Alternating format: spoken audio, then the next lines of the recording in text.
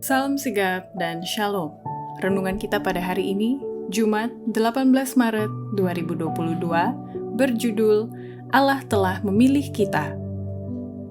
Ayat intinya terdapat di dalam 1 Petrus 2 ayat 9. Tetapi kamulah bangsa yang terpilih, imamat yang rajani, bangsa yang kudus, umat kepunyaan Allah sendiri, supaya kamu memberitakan perbuatan-perbuatan yang besar dari Dia yang telah memanggil kamu keluar dari kegelapan kepada terangnya yang ajaib.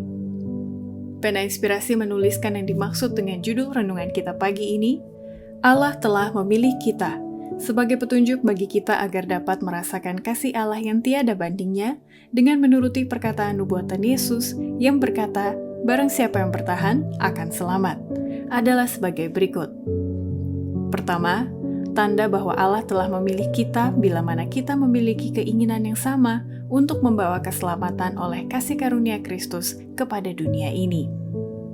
Sebagai wakilnya di antara manusia, Allah tidak memilih malaikat yang tidak pernah berdosa, tetapi manusia yang sama keinginannya dengan mereka yang diusahakan untuk diselamatkan. Kristus membungkus dirinya dengan kemanusiaan agar Dia dapat menyelamatkan manusia. Juru selamat yang adalah manusia ilahi diperlukan untuk membawa keselamatan kepada dunia ini.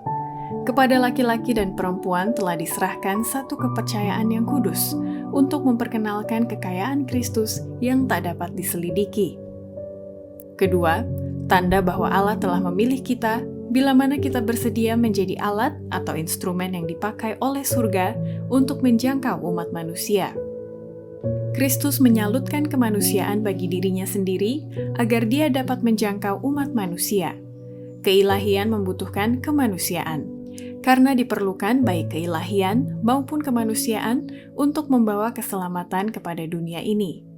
Keilahian membutuhkan kemanusiaan agar kemanusiaan memperoleh saluran komunikasi antara Allah dengan manusia.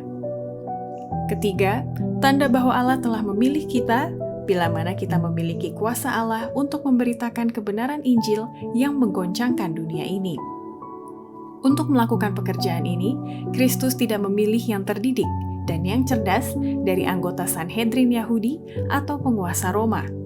Setelah melewati guru-guru Yahudi yang mau benar sendiri, guru pekerja memilih orang-orang sederhana yang tidak berpendidikan untuk memberitakan kebenaran yang menggoncangkan dunia ini.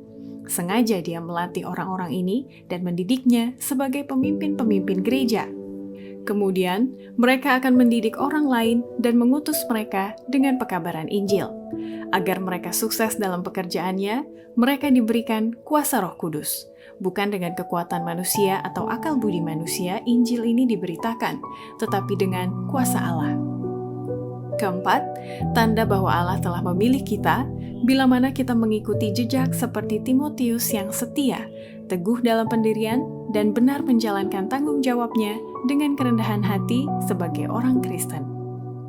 Paulus memperhatikan bahwa Timotius adalah seorang yang setia, teguh pendirian, dan benar. Kemudian ia memilihnya sebagai pembantu dalam tugas dan perjalanan. Mereka yang pernah mengenal Timotius sewaktu kecil merasa puas melihat yang anak kesayangan mereka itu sangat erat hubungannya dengan rasul yang besar itu. Timotius hanya seorang bocah cilik ketika Allah memilihnya menjadi seorang guru, tetapi prinsipnya sudah begitu kuat karena pendidikannya yang dini sehingga dia layak menjadi pembantu Paulus. Sekalipun masih muda, dia menjalankan tanggung jawabnya dengan kerendahan hati orang Kristen.